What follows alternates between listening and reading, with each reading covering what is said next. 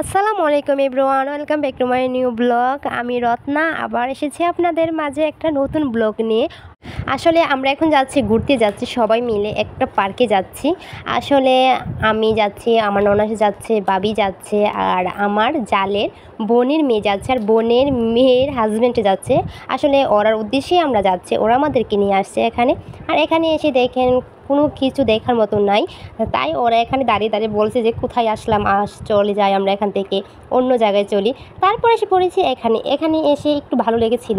এখানে এসে সবাই ছবি তোলা নিয়ে ব্যস্ত হয়ে গিয়েছে। আসলে আমার মেয়েকেও আমি ভিডিও করে দিয়েছিলাম, আর ছবি তোলার জন্য চেষ্টা করছিলাম। আসলে ও ছবি তুলতে একদমই চায় না, যদি একটু জোর করে ছবি তুলি তা দেখেন আমার মেয়ে ওইখান থেকে দৌড়ে আসছে আমার কাছে। আসলে ও নিজে নিজে একা একা খেলতেছে আর একা একা ঘুরে ঘুরে দেখছে কীরকম জায়গাটা।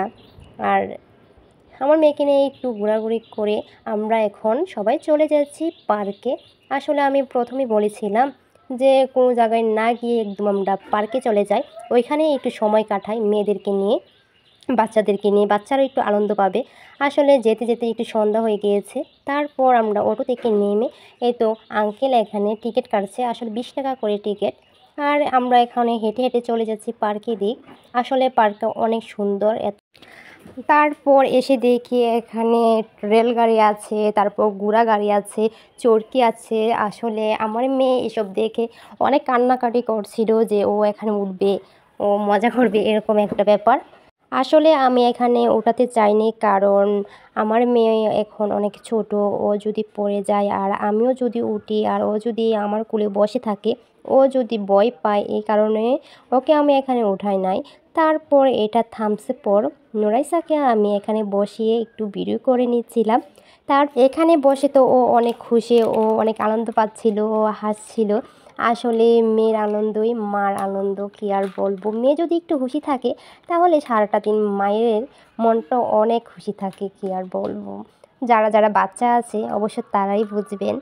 এই যে দেখেন এটা আমার ভাইগনা, ও পাগল হয়ে গিয়েছে, বসবে। তারপর এই যে সাহস দেখে ও নিজে নিজে চলে যাচ্ছিল হেঁটে হেঁটে। আমি বলছি যে নুরাইসা তুমি দাঁড়াও, আমার সাথে যাও।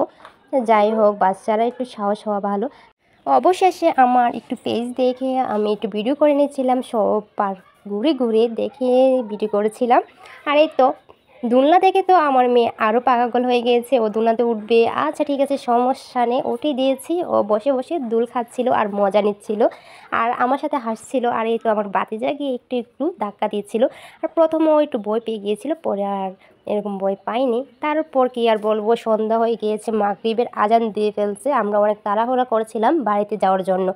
তারপর আঙ্কেল অনেক রিকোয়েস্ট করছিল আমাদের যে কিছু খেয়ে নেন আপনারা, না খেলে আমার মনে অনেক কষ্ট পাবো। তারপর কি করার, বসছি খাবো। এই তো আমার মেয়ে ওয়েট করছিল কখন আবার আসবে আর কখন খাবে, এরকম আর কি। তারপর ওয়েট করতে করতে আর পারছিল না। এখন অবশেষে ও বাহিরে চলে গিয়ে আর ওইখানে গিয়ে একটা ভাইয়ার সাথে ও মিশে গিয়েছে। আর ওখানে ভাইয়ার সাথে কথা বলছিল, যে ওই ভাইয়াটা কী জানি জিজ্ঞাসা করছিল আমার মেয়েকে, আর আমার মেয়েও কী যে বলছে কী জানি। এই তো অবশেষে আমাদের খাবার এসে পড়েছে। আর আমরা যাই হোক একটু খাওয়া দাওয়া করে তারপর আমরা চলে গিয়েছিলাম। আসলে খাবারটা অনেক টেস্টি হয়েছিল, অনেক ভালো হয়েছিল। যাই হোক, যদি আমার ভিডিওটা আপনাদের কাছে ভালো লাগে তাহলে অবশ্যই একটা লাইক আর সাবস্ক্রাইব করে পাশে থাকবেন প্লিজ। তো আজ এ পর্যন্তই, আল্লাহ হাফেজ।